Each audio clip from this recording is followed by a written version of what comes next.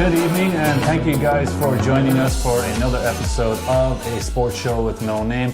I'm here with my boy Nick from the FKU Show. You can hit him up on Twitter at the FKU Show. Fat Kids Unleashed. I don't know how. That's me. Yeah, well, I think he's skinny, but that's compared to like dinosaurs and stuff. Whatever. So, Tom the Tank Egan is not here. He's away helping this guy train for Bellator 163. He's going to fight Josh Diekman. That's Tyler King versus Josh Diekman. Bellator 163 should be a phenomenal fight. But we are here to talk about one thing and one thing only. UFC 205, the best card in UFC history. Absolutely stacked, top to bottom. Unbelievable fights on it. There's actually fights on the undercard that would be main events on non-pay-per-view shows, you know? So it's going to be a phenomenal card. I can't wait. As you can see, look at it from here. Look at this lineup. We have in the prelims, you know, for instance, Rashad Evans versus Tim Kennedy, Khabib Nurmagomedov versus Michael Johnson, Frankie Edgar versus Jeremy Stephens. If you're telling me those three fights wouldn't make it in a main event, you're out of your mind. Ooh. But main card, for instance, Miesha Tate versus Raquel Pennington. That's going to be a good fight. Miesha Cupcake Tate, one of your favorites as far as female fighters go. I just can't wait for the weigh-in. Forget about the fight. Well, weigh-in's going to be interesting. I wonder is that oh no, that cop's not going to be there because he was in Las Vegas. I wonder is checking out her butt. Yeah, he's in trouble. That's going to be a very interesting fight because Raquel Pennington has got phenomenal hands. We all know how good her hands are, and her wrestling is very good, but her wrestling is not at the same level as Miesha Tate's wrestling. We know that Miesha can take a beating, and once she gets Raquel on the ground, if she gets her on the ground, that's going to be trouble for her. Oh, it's going to be devastating. It's just you're going against someone who just picks up and drops everybody else, except for Amanda Nunes, who just destroyed her. She came out a la Cyborg and just wrecked her. And what you're going to see is the setup fight for whoever takes on Nunes, Ronda, whoever takes on that. Who knows at this point? Is it ever going to happen? Where's Cyborg in the mix? Where's everything? Who knows? But it's going to be exciting. Yeah, it's not going to. Well, I don't see Cyborg cutting down to 135 or even 145. What she fight her last fight? 140. She fought it last time. Yeah. Cutting down to 135 is not going to happen because if you watch the video of her cutting to 140 pounds, it was gross. Oh, I felt bad for her. She was crying. She was crying. It was that bad. But that's the name of the game. Yeah, that's what they signed up for. As they say, making the weight is tougher than the fight. Oh yeah, that's where the fight really is. I know that. You know, when was the last time you made weight? Second grade, I think, maybe first and a half. I don't know. I make weight every day, somebody else's weight. But yeah, that's going to be a phenomenal fight. And check out this card. Obviously, look, Chris Weidman versus Yoel Romero. Okay, that's going to be good. The one thing that I love about this fight card is everybody has something to prove. Mm-hmm. Like Weidman's trying to make his way back. He's trying to make his way back to title contention. You know, he's going to be fired up because he was absolutely terrible against Luke Rockhold. Like Rockhold just destroyed him. Mm-hmm. You know, he's Weidman is 13-1-0 and Romero is 11-0. You know, Romero is a freak athlete, and I think Joe Rogan was talking about it. He was saying about Romero's athleticism. He slows down and picks up the fight as he wants it. Oh yeah, you know that's how he fights, and that he leaves that he makes that he controls the pace of the fight. Mm-hmm. But if Weidman can rock him with a couple of good jabs or a couple of kicks, it's going to be tough. You know, he's going to be Weidman is just. Where is his head at? Where is he going to come into play? Romero also has something to prove. Like you said, you know, he just had this whole USADA thing, and he's got to get over that, where the tainted supplement or whatever it may be. He's going to work that out because he is just a beast. The dude is a natural freak, but Weidman is the brains. He's the guy who took out Spider twice. Yeah. I mean, you can't discount that. Yeah. You can't discount that. It's unbelievable, you know, and he loves being the underdog. Mm-hmm. So everyone's going to say, oh, he's the underdog coming in now because Romero's on a roll and Weidman's coming off that loss where he did look terrible against Rockhold. He looked absolutely horrible against him, you know, so that's That's going to be a very interesting fight. Another interesting fight is Tyron Woodley versus Stephen Wonderboy Thompson. Yeah. It's going to be crazy. Style, point fighting versus an absolute monster. Miyagi's going to be so happy. It's going to be good. Everyone should show up wearing Daniel LaRusso karate tops. The drums. Oh, those. Yeah. Remember those? Yeah, those things. Those are Number phenomenal. two. Just keep going with this. Get some Chicago in the background. Yeah, you can't go wrong with that. But that's going to be an excellent fight. It's going to be tough for both guys. Distance is going to be a huge key in this fight. If Wonderboy Thompson can maintain that distance and keep Woodley off him, that's going to work in his advantage. But can he do that? Because Woodley is strong. He gets in on the inside. He'll pick him up and he'll dump him on his ass. And if he connects with Wonderboy going in, he can put anyone to sleep. Everyone knows that. Wonderboy is a freak. I mean, you've watched him. He can be a boring fighting style, but he can also be exciting. I mean, you look at it as everyone sits there and he just picks off. He's a counter hitter. His attacks, the front kicks, the T kicks, all that stuff.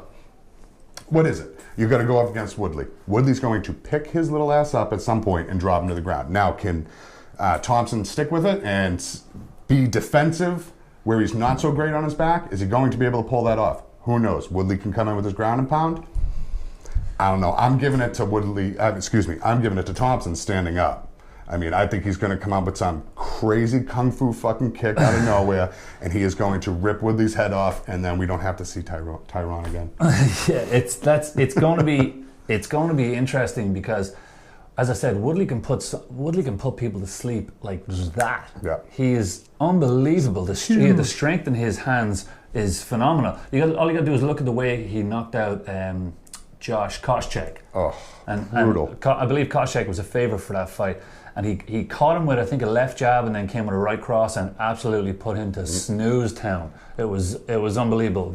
He's huge power in his hands. And, once again, he has something to prove. Both fighters have something to prove. Mm-hmm. He wants to prove that he is the real champion.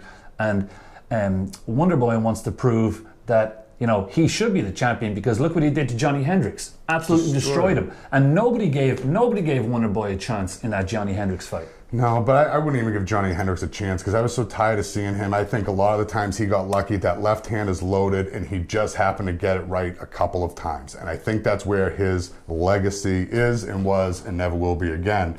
But I think you're going to see Wonderboy's been around for so long, he's going to just keep going. He's going to keep going. I think Woodley's going to be a flash in the pan for a couple of years. He's going to put in some good fights, but I think Woodley is going to be their future for at least the next 3, if he wins. Yeah. If he wins. That belt could easily get juggled around in the 170-pound division. Very easily get juggled around.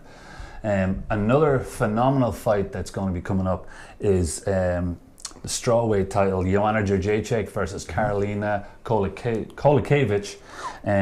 One thing about that fight is 37 letters. 37 letters between the two of them in their names. Can you believe that? I can't think of another fight where the names were as long. This is true. Unless you get one of those Ryzen fights where it's like those super Russian names that are real long. But I commend you for being able to pronounce Carolina's name. Because I would just call him JJ versus KK. I think it's so much easier that actually way. Works out. That works out a hell of a lot better. But this is going to be obviously a huge fight for the Polish community. Mm-hmm. And there's a lot of Polish people in New York, so hopefully a lot of them show up to support both fighters. But it's tough. They fought in the past as amateurs, I believe, and Joanna won that. But Karolina's a much different fighter than she was back then. Will she get the win? Personally, I don't think so because Joanna is an absolute beast and she has I feel she has a lot more of a killer instinct than Karolina. Oh, absolutely. She's what KK's gonna end up doing is she pushes the decision. That's all she ever does. She gets a decision. JJ comes in there and destroys. You have a 115-pound little woman wrecking havoc amongst an entire weight class. There's no one who's going to stop JJ unless she gets hurt. If she gets hit, freakily, that's how it's going to happen. I gave Claudia Gadelha an actual good shot when they fought because I just thought she was going to take her down, drop some jits, it's all over. But it didn't because, Joanna can just drop bombs. Lefts, rights, elbows, whatever it takes, she's going to And if she doesn't like you, she'll let you know about it. Yes. Because she was talking so much shit against Claudia Gadelha, but you know, it was beautiful. Yeah, it was awesome. But I think Joanna is going to get it done because she just has that killer instinct. If you watch her in the Carla Esparza fight, once she got her up against the fence and started throwing those bombs, she was trying to put Esparza's head through the fence. She was just absolutely smashing. So that's going to be an excellent fight. So we'll. Did you see the elbow video of her the other day? No. She was rocking the pads just in training, and she was throwing elbows like I have never seen before, and so fast. How do you just think about it? How many years ago? No women. Dana White. No women in the UFC. Well, guess what? Ronda Rousey changed that. Thank you for my dear Ronda. Another phenomenal fight, Kevin Gastelum versus Donald Cowboy Cerrone. If you don't like Donald Cowboy Cerrone, there's literally something wrong with you, because he'll fight anyone at any time and he gives it 100% every single fight. You gotta love him. I'm glad, you know, I'm glad he's fighting at 170, because those 155 weight cuts were killing him. Oh yeah, he couldn't do it. You know, they were just too tough on him. He's a much better fighter at 170, but Kevin Gastelum is highly underrated in my opinion, because he doesn't have his name out there like other guys. His wrestling is unbelievable. Nobody expected him to win the Ultimate Fighter. He won by luck. He won by luck. He beat Uriah Hall in the final. And that's why it had to have been pure luck. I mean, Uriah Hall hasn't a great run, but come on, look at that guy. The problem Uriah Hall is his mind game. How many times has he said in a fight, I don't want to hurt a guy? Yep. This is the hurt business. We're in the hurt business. That's what you do. He's got the most dynamic knockout in Ultimate Fighter history. Yeah, Adam Sella. He spinning back kicked Adam Sella's jaw and put him to sleep. Still sleeping, I heard. Yeah. If he's not sleeping, he's having nightmares about it. Unbelievable. But that's going to be another excellent fight. As I said, you're really that much into Gastelum, huh? Yeah. I think after the couple times where he missed weight, I think he's just tougher than a lot of people think he is. Okay, he might be tough. I like Cerrone just because he's a badass, like you said, goes up and down in weight, does not care. If you offered him, listen, we got something at 205, he'll be like, let me go eat some fucking Wheaties. Yeah. And he is going to be up at 205 taking on anybody. He's just an animal. He's an animal. But I can't wait to watch him destroy him, because that fight should have been ruthless. The injury happened. Yeah. Such is life. But I think better competition could have came to Donald than Kevin Gastelum. Well, we'll see. We'll see how it goes. Gastelum 13-2. You know, he doesn't lose. He doesn't lose a lot of fights. He wins ugly. Yes, that's what he does, true. and people don't like that, but he wins. Yeah, he does. He wins ugly. So that, as I said, that's going to be an excellent fight. But on to the main event. Dun dun dun dun. Someone's going to make some money. Somebody's going to make some money. Red Panty Night. Oh, so many Red Panty Night at the Alverez. At the Alverez household. Yeah, this is going to be absolutely crazy. Cannot wait for it. Conor McGregor versus Eddie Alvarez. I think a lot of people are writing Eddie Alvarez off, which I think is a terrible mistake. The people who don't know a lot about fighting, they don't realize how good Eddie Alvarez is. Oh no, he's nasty. You look at him, he can stand. Look what he just did at Rafael. Yeah. Destroyed him in the first round. After he was coming back against the cage, what are you going to do? He ended up taking his ass out. And I think that's where people just don't see it with him. He is, just like he said, he's a dog. Yeah. He's got that dog fight in him, and just don't bring it out of him. And I think that's what's going to happen. Conor's going to see it. But it's Conor. He's that mystery motherfucker who makes money and just that left hand.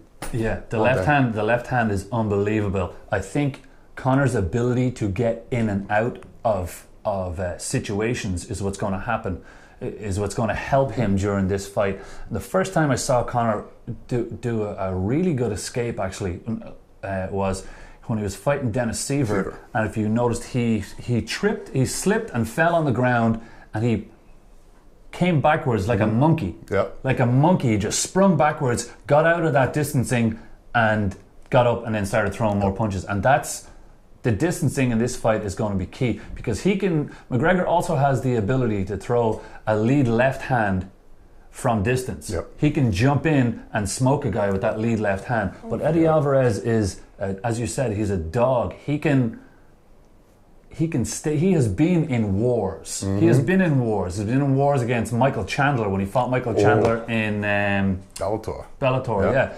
yeah. Absolute wars. Like, he fought him for the title. A lot of people thought he was going to beat him, but that's how it goes. But he is absolutely battle tested, and it's funny when I watch the press conference, a guy like Eddie Alvarez, he kind of reminds me of Dan Henderson in the way that when someone talks smack to him, all I'm thinking is, how can you talk smack to this guy? There's nothing you can say that is going to get inside his head. Like when Bisping was talking shit to Henderson before the fight, I'm just thinking, there's nothing this guy hasn't seen or heard that you can't get into those guys mentally, you know? Because he's just Eddie Alvarez and Dan Henderson, they're just beasts. There's nothing they haven't seen, you know? So, but you can flip that switch. He's a Philly guy. Don't forget that. Us Boston fellas, we know what that's like to be able to have that little East Coast edge to us. We were just like, you know what? You know, yeah. You can't help that. So he has that little bit of scumbag in him. Yeah, which you need. You need that, and especially and when I'll tell you're you going up against a guy like Conor. another guy who has a little bit of scumbag in him, and you might not think it, is Mickey Gall. I like his attitude. Because he looks like a pretty boy. He's got the nice hair. He's good looking. He's got a good physique.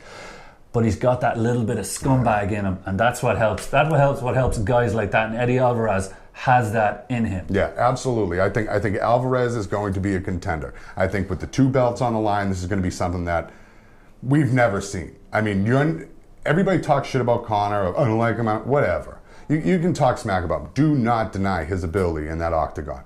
He can come in and out, smack the shit out of somebody like no one other. I mean, look what he did to Aldo. You cannot count that out as some type of fluke or anything else. They both walked in. It was kind of like Liddell and Rashad. They both threw shots at the same time. Yeah, and one of them walked out of the cage and the other one got carried out. Exactly, and that's all that happened. But you cannot, discard that as some type of fluke. It is real. Conor is the real deal. He is making so much damn money for everybody. Yeah, that they all should shut the fuck up. As you said, they should thank him. Yes, but he does have a reach advantage against Eddie Alvarez. Yeah, sure. Yeah, Alvarez. I'm not saying T-Rex arms, but close to it. Yeah, he's just a small frame. Yeah, but he's got Conor's reach is 74 inches. Alvarez reach is 69 inches. So, and you can bet your bollocks to a barn dance that Conor is going to use that to his advantage. You know, he showed that he has the ability to adapt in that second Diaz fight. Oh yeah, because he came out with a game plan and he knew, right, I got to go after these legs. I got to keep this guy at distance. He goes on the ground, I'm not following him down there, you know? Oh no, and they kept trying to lead him down there, but he's smartening up because he knows the paychecks are going to come too. Yeah. You know? The money he has helped these guys make is unbelievable, you know? It's unbelievable. People are starting to wake up. Now, you want to talk about what I call the McGregor effect? Guys are wearing suits to press conferences now. They want more money. They demand more money. Why do you think so many people are getting into disputes with the UFC over money? That's what's happened. They know how much their worth is. Like Nate Diaz said it before, he's not going to fight anyone else until he fights McGregor again in the trilogy, which Dana White said he doesn't think is going to happen. But Dana's full of shit. He's lied so many times. I'm not saying lied, but he's told us so many untruths, I guess. Yeah, as you said earlier about women never being in the UFC, and now we've had so many women headlining cards, not just being in the UFC, headlining cards.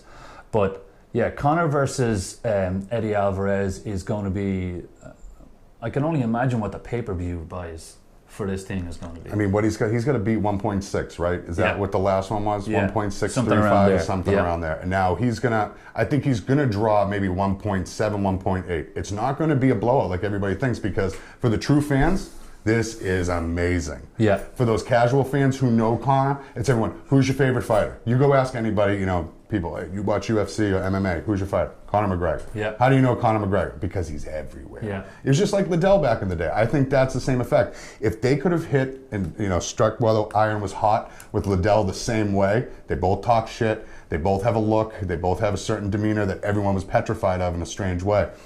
I think that's where they wanted it, and that's the same thing I see with Conor now. But nobody plays it up and does it as well as McGregor. No Not way. even the one and only Chael Sonnen, No. who I fucking love. Love Chael Sonnen. Gangster. Absolute gangster. Absolute gangster. But doesn't play it up as he doesn't have the same wit that McGregor has. Yeah. McGregor has a different kind of wit about him, you know? Like, don't get me wrong, Chael Sonnen, he's intelligent. He's an intelligent guy for somebody who's been punched in the head about 6,000 times. But he doesn't have the same kind of wit that Conor McGregor has, you know? So it's going to be interesting. It's going to be, as I said, a stacked card. Any fights on the undercard that you think are going to attract attention, should we say? I think it's getting overlooked, and I cannot believe it's not on the main card, is Rashad and Kennedy. Now, Rashad, yes, everyone's seen him win, everyone's seen him lose, he's getting older. But Kennedy alone, he is a friggin' Well, he's a Marine, yeah, right? He goes and kills people.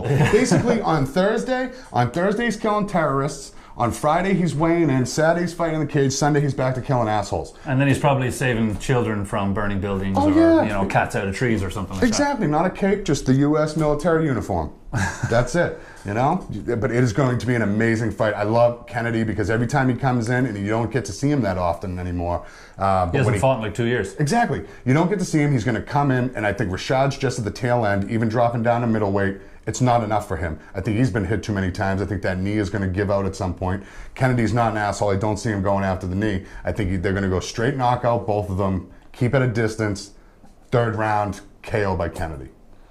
Interesting. The thing about Rashad is, you know, obviously he's just dropping down to 185 now, but he used to be the 205 champion. But he couldn't swim in the 205 division now. No. He's way too small for it. It's like he was the champion, and then everybody grew up around him and just got too big for him, too quick for him, too powerful for him. Like, look at even his own teammate, Anthony Rumble Johnson, would murder him in a fight. John Jones would kill him. You know, it's the 205 division is a whole other level now than it was when Rashad was the champion. You know, those guys that could be, you know, that's a very, very dangerous, very, very dangerous division, because so many guys in there, Gustafsson, obviously Cormier. It's a beast of a division. 20 pounds makes a big difference. It's huge. Huge. It's absolutely huge. So the one fight that I am seriously looking forward to on the main card, not on the main card, is Michael Johnson versus Khabib Nurmagomedov.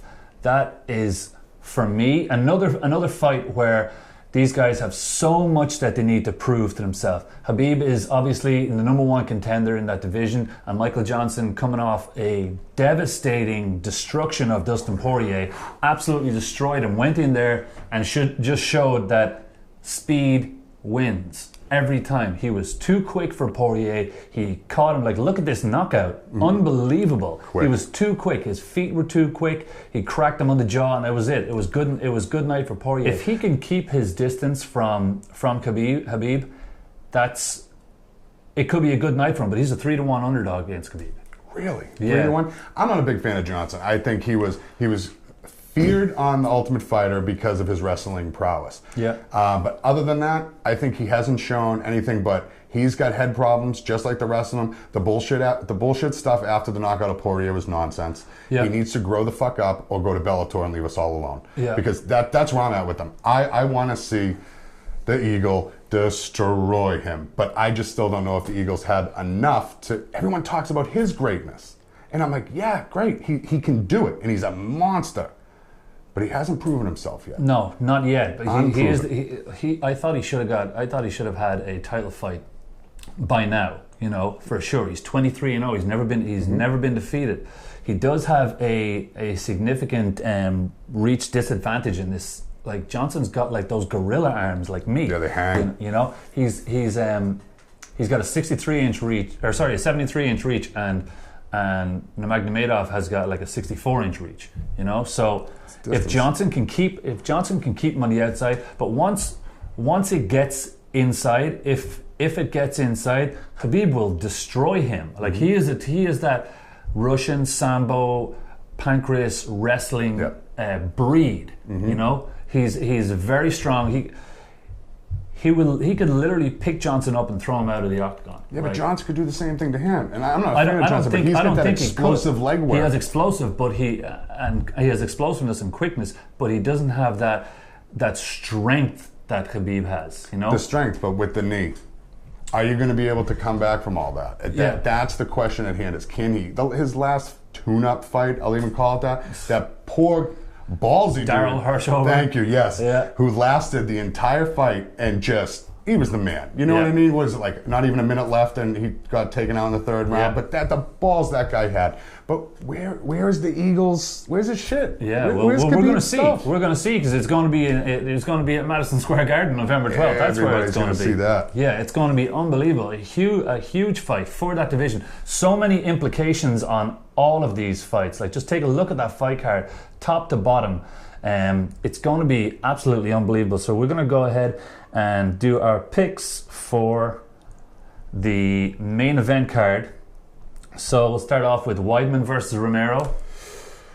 Head games, I chose to call this a draw, but if I have to take the pick, I'm going to go with Romero. Gun to head. I'll take it. I'm going to go gun to head. I'm going to go Romero. Please don't shoot. I'm going to go Romero as well. I just think he's too athletic for Chris Weidman. You know, I don't think Weidman will be able to put up with his athleticism. I think it's going to be a knockout by trap. He's just going to nail him and it's over.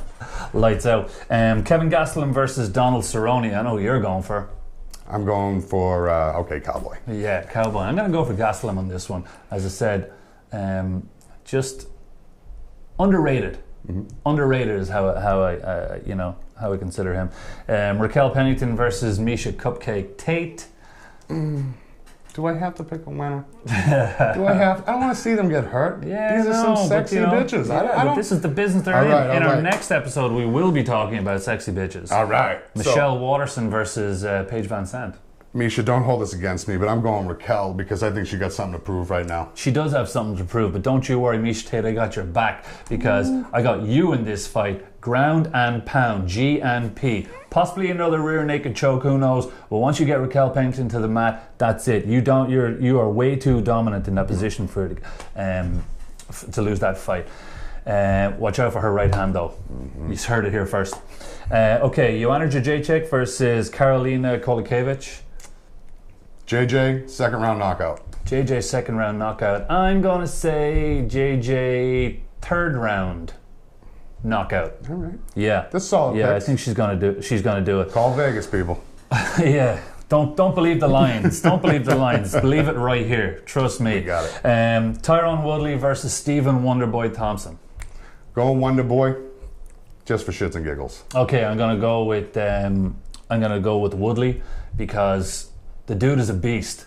He is a beast. He can take a shot, and once he gets on the inside, his ability to cause damage from a short distance is key. So if he can get inside, that's going to be it. It's going to be tough. But yeah, keyword if. Yeah, exactly. Wonderboy can do it. And the main event: Conor McGregor versus Eddie Alverez. The real winner: UFC fighters across the world. All in all, Conor McGregor, I think, is going to come out on top. He's going to grind out Alvarez, and it's going to be, I'm thinking, fourth round TKO. Fourth round, yeah, I'll give it that. Sounds good. Well, he himself has predicted a first round knockout. Yep. He said he was going to knock him out in the first round. I don't see that happening. I don't see it happening at all. My head says Alvarez and my heart says McGregor because I always want him to win. You know, he has done great things for our country. You know, he has lifted the spirits of the Irish people through what he has been doing. He has shown people that we can take ourselves to another level. Just because we're from, you know, a small town or a small area in the world, that doesn't mean you can't take ourselves to, you know, new heights. And that's what he has done for our country. So on that basis, I hope he can do it, but I'm going to pick Eddie Alvarez. Really? Yeah, no I don't want it. Yeah, I don't want it. What's Tom going to say when he comes back? Tom's going to say what Tom's going to say. That's none of my beeswax. Right. Tom, I didn't say anything like that. I still love you, buddy. Yeah, I'm going to pick Alvarez. I just think he's too durable. I think Alvarez by unanimous decision. Wow. Yeah. You think it's going to go all five? I think it's going to go all the way. I But like hey, it. opinions are like assholes. Everybody's got one. And they all stink. That's just what it is. But that should be exciting. November 12th, Madison Square Garden. Nicola, thank you for coming in. Thank you very much. Thank you for coming in. Appreciate it. Studio 37. That's where we're at. Thank you for coming in. And on our next podcast, which won't be 6 months from now like the last one was, we're going to talk about UFC Sacramento, Uriah Faber, one of my favorite fighters of all time. Also, Paige Van Zandt versus Michelle Waterson. Is it the sexiest fight in the history of MMA? Gina Carano may say it isn't. I don't know. We're going to see about it. Thank you guys for joining us. A pleasure as always, and we'll talk to you guys soon. Thank you.